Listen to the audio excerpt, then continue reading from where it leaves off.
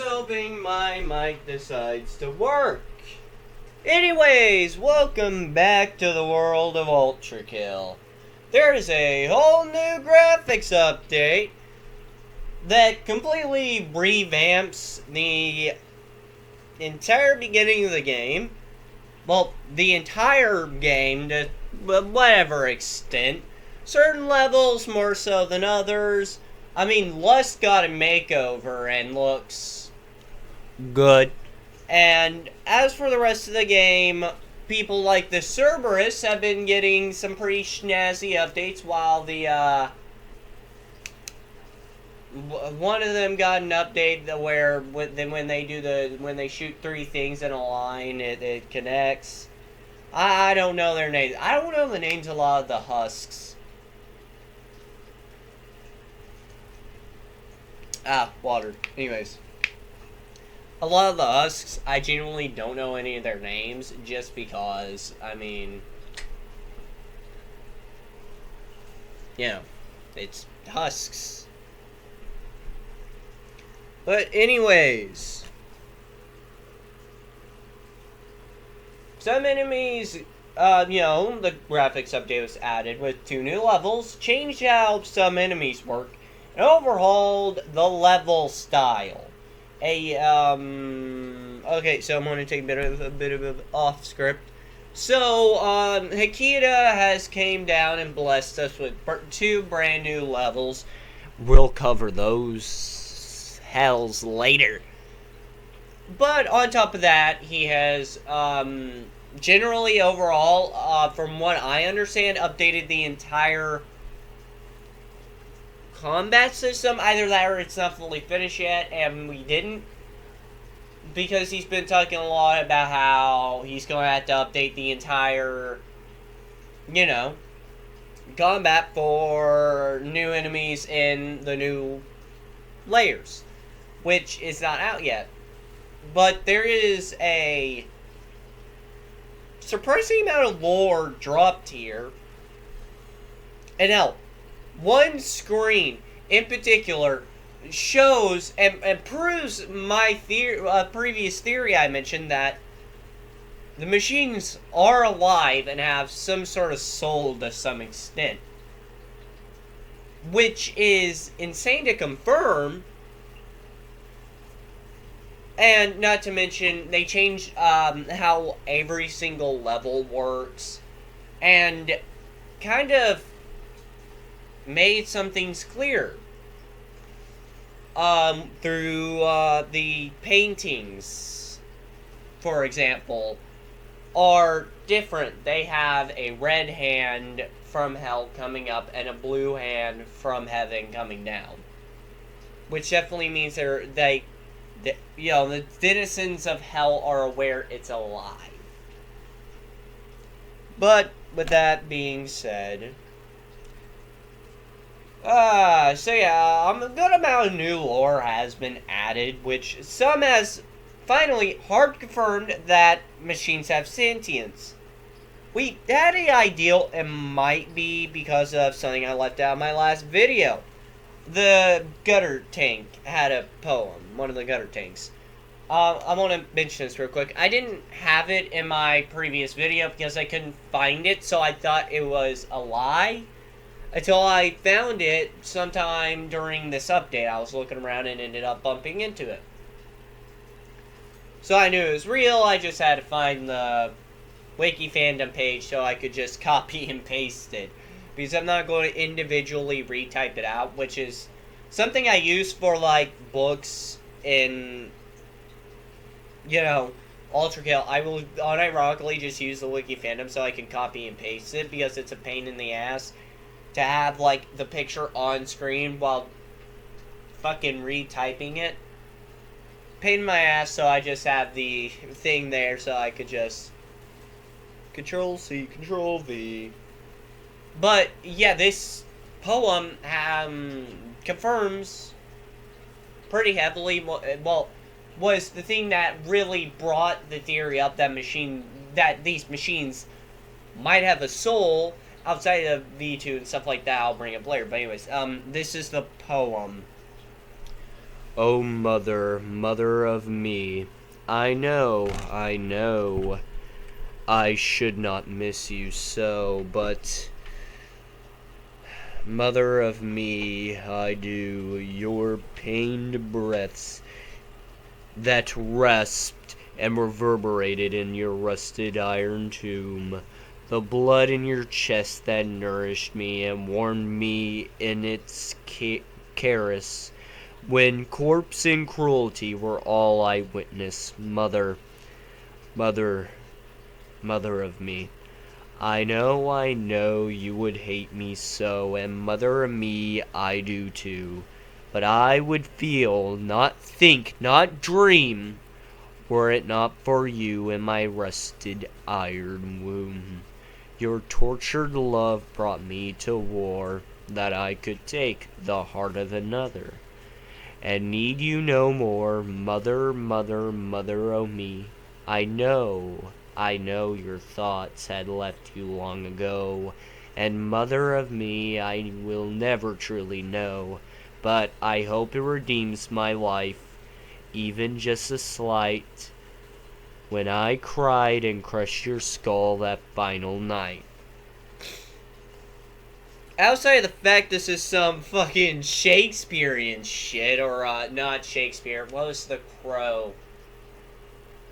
Oh, who wrote The Crow? Edgar, fuck, hold on, I don't have the, fuck, I loaned that book to someone. I was going to fucking grab a Fazbear Frights book, because I know one of the characters, Edgar Allan Poe, I believe? There's some Edgar Allan Poe shit. Because it's kind of depressing, you know, some stuff like that. Let me take a sip of water real quick. Water. Anyway, so this is a gutter tank making a poem, and this will be important. With this being the first model ever that used blood as a fuel source, machine-wise, makes you think that gestures the other robots do makes me think they have sentience and some sort of soul, kinda. You know, with the Source machine going out of its way to find voice modulars so it can speak, V2 running away and getting pissed when he uses arms and literally bowing. It's just so human, and V1 literally has, like, the ability to feel fear and not die in the new death scene. Has some pretty interesting info. So to start with, you know, you have your core errors, unable to do combat, combat core 1, failed, combat core 2, failed, you know, stuff like that. You know, unable to do combat, but then we get into the strange parts. That makes me think he is alive. You know, the self-repair nexus starts to fail. Insufficient blood, internal organs fail, plus pulse failure, shutdown, intimate error. No vocal cords, vocal interface detected to complete the task. He is trying to yell in agony. As his organs start to fail, it starts flashing shutdown intimate. And it says, in one last bid, I don't want to die, I don't want to die. But he does, and then we restart the level. I'm not kidding. V1 literally states in the little prompt, I don't want to die. He is sentient, and he has a will, and does not want to, which V2 has already shown us by running away. And, you know, the mind flayers, you know, they have their wants. They choose a female body for no practical reason other than because they want. With a few male body types amongst them, meaning they do have wills, making me wonder how sentient and to what extent are these robots alive and have wills. And this has had my theorist mind going off the wall. I haven't really covered this. I haven't really covered theories because some games don't require it, or I'm not sure how to implement it. But I'm going to cover a theory I personally subscribe to. that under belief that... Okay, so I'm just going to cover some hard lore before I go into the theory. So, the new update has really introduced a ton for machines, as it added male mind flayers. I'm not sure how long it's been in the game. From what I know, it was added in the Ultra Revamp update. We went from PS1 to PS2 graphics. Oh, Hakita, you spoil us. What's next? In 20 years, are we getting PS3 graphics? Oh, Hakita, would you spoil us so? But anyways. And a lot of, like, machines being sentient comes down to how they act, how they react, and how they work. Because a lot of them definitely have sentience. Because they do things that are human, like V2 bowing to the player before they fight. And then running away when he gets his ass kicked. You know, hitting the chair before getting up to fight us before we kill V2, and then running away again. V2 has proven he does not want to die, and with this new scene, it proves that V1 has the want to not be dead. Which means it has to have, like, feelings and emotions, because it feels fear. They feel fear. They have emotions to whatever extent, which is kind of fucking awesome and metal. Like, they can feel, and do they feel the power we feel when we use power-ups? Like, it's so cool to think about. Our little GoPro's growing up so fast, ain't he? Water. Anyways. And our GoPro growing up so fast. But yeah, like with the, street burners, whatever they're called. They love fire. Like, I'm pretty sure it's confirmed in their terminal entry. Forgive me if I'm getting this wrong. They were not a part of my plan at all to mention. But I believe it said that they enjoy burning things. Like, it brings them joy. Again, that is kind of part of their code. However, I do believe it is deeper than that to some extent. Because then it makes things so much cooler. Because why would the street cleaners have less intelligence than the mind flayers, or V1, or V2, or, hell, the gutter tanks? Well, guttermen, not gutter tanks. The gutter tanks are different from the guttermen. The guttermen are the original models. The gutter tanks are made by Russia, I believe. Because they're, like, specific Russian symbols, I believe, on it, if I remember correctly. Forgive me, but that's like theories, and that's other stuff that I don't know. But yeah, the guttermen are able to come up with these complex thoughts, so I think a lot of them do. Some of them definitely don't, and some of them can upgrade themselves. Like previously mentioned, the swords machine. That is not what they originally looked like. They personally modified themselves to gain this, and they like hoarding stuff. It is said in the terminal entries. And it's so interesting to think about. Anyways. Back to the script. Okay, so I'm under the belief that blood, to some extent, can create or develop machine souls. Essentially, blood is either a big component or the main reason why machines have developed souls or sentience to some extent. And I subscribe to this belief because of the gutterman. The first gen, and being the most archaic, can have so much emotion. The ability to write poems on par with Edgar Allan Poe, like I mentioned earlier, and to have remorse.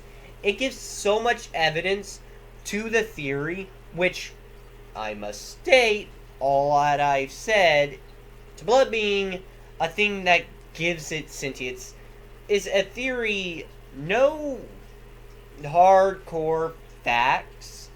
Like, it has some pretty hardcore facts. Like, machines are sentient, they harvest blood, they're kind of aware to an extreme extent. But outside of that, there aren't things stating it. But it has a lot of lore backing it up. Personally, I say do your own research before subscribing to that theory. Because, personally, when it comes to me, when I develop my own theories or subscribe to other theories, I look at the game, the source material, what I believe, and what I've seen.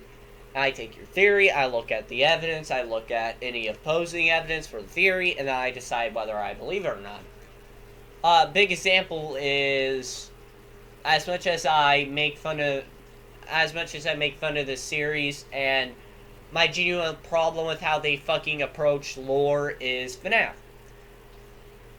My biggest problem with it is a lot of, like, lore, I say in air quotes, I realize you can't see me, but I'm literally air quoting, is just fucking theories built off of theories. Like, we believe Michael Afton was in FNAF 1, but there is zero hardcore evidence. All we know is Michael Afton is similar to Mike Schmidt, and Michael Afton learned about how bad his dad was. There's no hardcore evidence linking him to the FNAF 1 location. There's no, outside of the logbook referencing things from FNAF 4, there is no hard evidence. And the only reason a lot of FNAF lore just exists is because of fucking theories. Like, and then there's the whole book thing and just everything. That's the main reason why I have a problem with FNAF lore in particular. But it does breed a healthy theorist community. But why I'm saying that is I do a lot of my own research when it comes to theories and counterpoints. Like, there are theories I refuse to subscribe to that everyone says is hardcore proof. Like, Circus Baby World happens way before fucking FNAF 1 or 2. I don't believe that shit. I believe it happens before Afton gets spring locked and after at least the first FNAF place closing. But no, people say it's during that era, and I can't believe it personally because of technological advancement. And generally, I don't care for suspension of disbelief. It's just, I'm sorry I'm talking so much about FNAF in a Ultrakill video, but I'm just expressing my disdain for certain theories. Like, I don't believe that. Because I'm looking at technological advances. Like, look at Baby and tell me, if he had this technology during fucking Fredbear's, why did he not use it and instead of using these archaic fucking fossils if he has this technology? There's no way it could have been done during Fredbear's Diner. Keep in mind, this is all me trying to explain why I want people to do their own research. Why would he do it? It makes no sense. It has to be after FNAF 1, because the FNAF 1 animatronics are retrofitted for the original models. Therefore, it could be, actually, it has to be after FNAF 2. After FNAF 2, before the spring locks, before that. It has to be after FNAF 2, though, because of the technological advancements. But it could take place also during FNAF 2. I am willing to yield on that because the models of the endoskeletons are kind of close. One is a lot more futuristic, and I could see the FNAF 2 animatronics being a prototype to the Fun Times.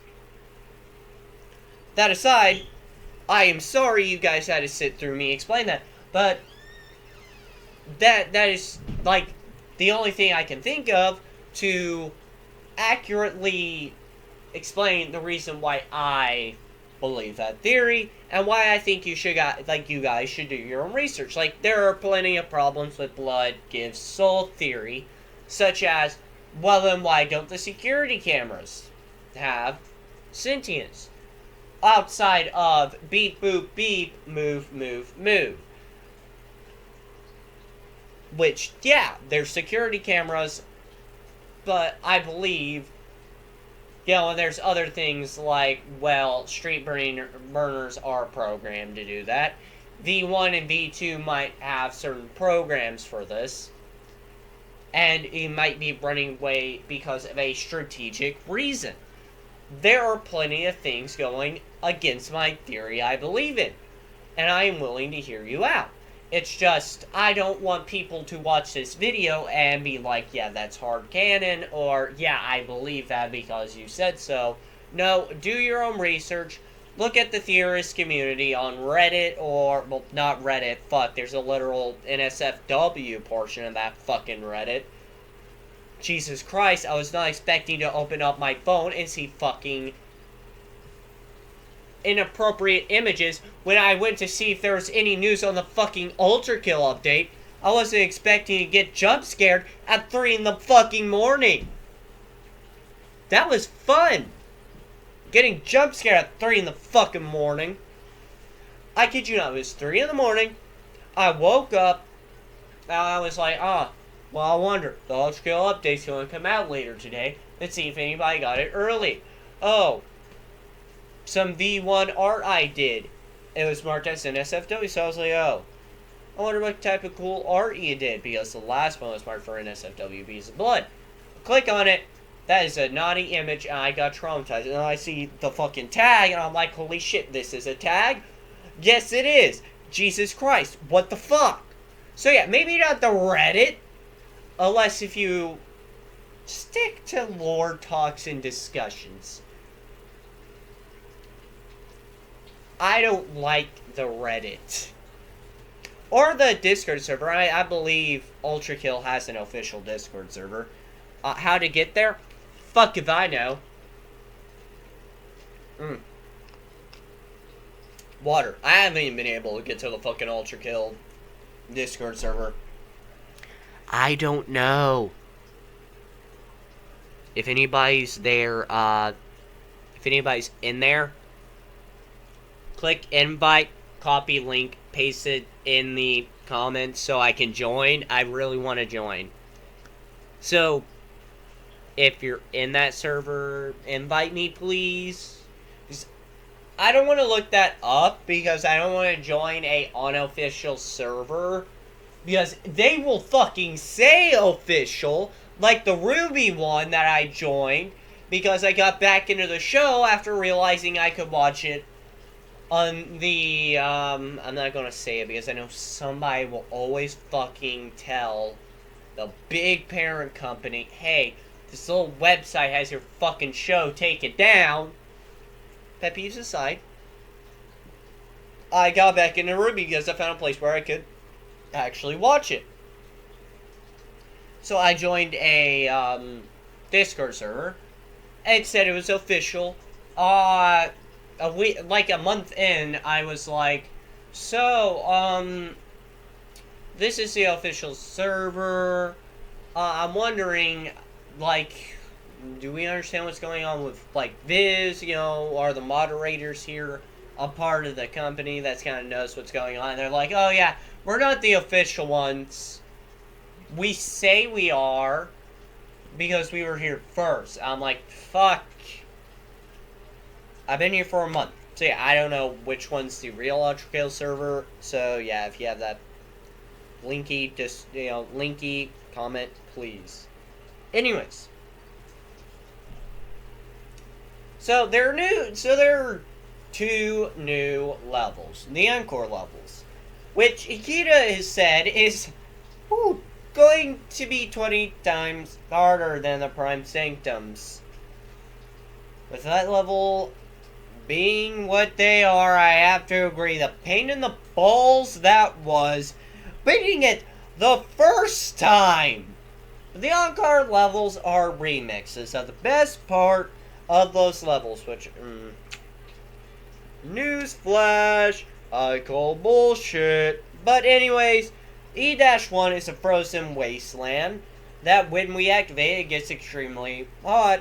And E-2 is what I think happened after the final war, pre-new peace. If you have no idea what I'm talking about, check out my Ultrakill video, the lore of Ultrakill, War Without Reason. Actually, my second ever video posted to this channel, and my first ever lore video ever made.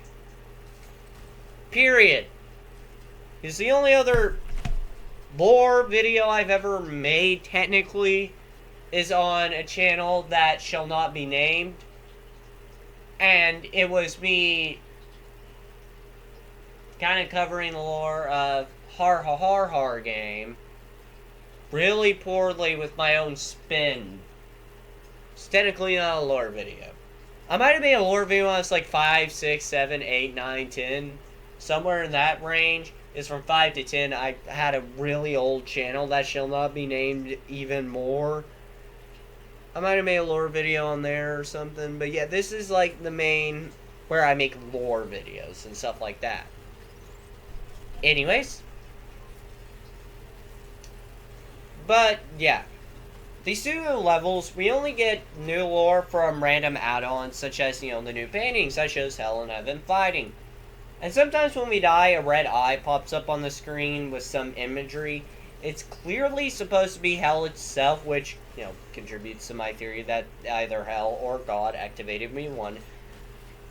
Besides that, the new title screen gives a lot of new lore, explaining a bit about how V1 works.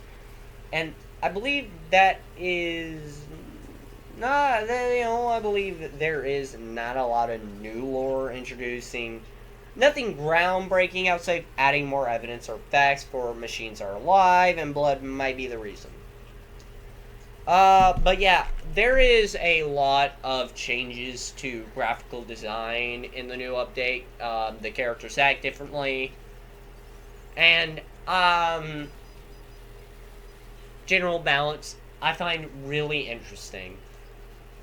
Because we were scratching at our necks, me included, for months for a new update. It comes out, I play it for a fucking week, and then I just don't want it anymore because E-1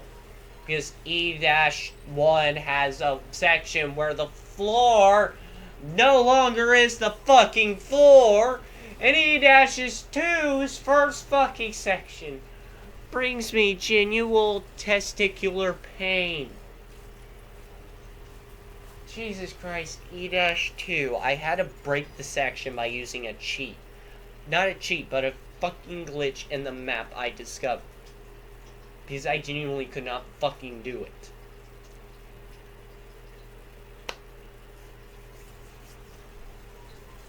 I had less problems with P-2, weight of the fucking world, than E-1! Outside of the one section in P-2. No. What makes P-2 inferior to is E-2, that one section with the 2 gutter tanks and the lava floor. Jesus Christ. I am still heated about that. But yeah. Game got a massive update. The Cyber Grind has 2 new music tracks, which is really interesting. And Hikita is... Well, Hikita's fucking Hikita. He is something else. Perpetually yelling at people on Twitter about how V1 does not have a womb. Shit you not, that is a real thing. Because I think somebody, I don't know how, but Hikita caught wind of potentially V1 having a womb, bullshit from the community. He got mad. Or she. I genuinely don't know if Hikita is a dude or a girl. I just heard Hikita. A lot of people on the internet is like, Hikita? But, I don't know. The only reason I think Hikita might be a girl is heavens pierce her heart. That's about the only reason, so I'm not entirely sure, so don't quote me on that. If Akita's a dude or not, I don't know. I don't know about a lot of things, and I just say things that I will most likely regret someday. But anyways. Yeah, Akita had a problem with people saying V1 has a womb. Not sure why. Well, fan art reasons, probably. Jesus Christ, I've seen fan art. Hikita, I understand why you're scared of this community. Giving them anything is awful ideal. Oh, God. I have war flashbacks. But, anyways, outside of that, I don't think Hikita's debunked anything. Rather than it's like, yeah, that's a cool ideal. Or him randomly getting drunk at 2 in the morning saying that's canon. Because, I swear, I don't know if he's ever said anything's canon, but I do believe he said something was canon once. That's why I remember this, or it's a false memory. But, anyways. That being said, there isn't really anything else new. So I do hope you enjoy these smaller videos, because I might make more where I just cover small little bits here and there. But with that being said, I just want to talk more about Ultrakill, so you know the YouTube jazz. Like, subscribe, comment down below, share this to your friends, family, whoever you think would enjoy a nice lore video. Or check out my other videos. I recently covered Half-Life and Portal. 2 games that Portal, I played on an Xbox 360, and thus is now a part of my identity, because anything I play on the 360 has a place in my heart. And Half-Life, because it's what got me into PC gaming. Just kidding, no, that was literally Gary's mod. If you ask me what got me into PC gaming, Gary's mod. What got me into gaming in general? Minecraft. Minecraft movie was peak. Anyways, that being said, you know the drill. I cover some stuff. Maybe you want to check it out. But with that being said, that's the Lore Maker, signing off.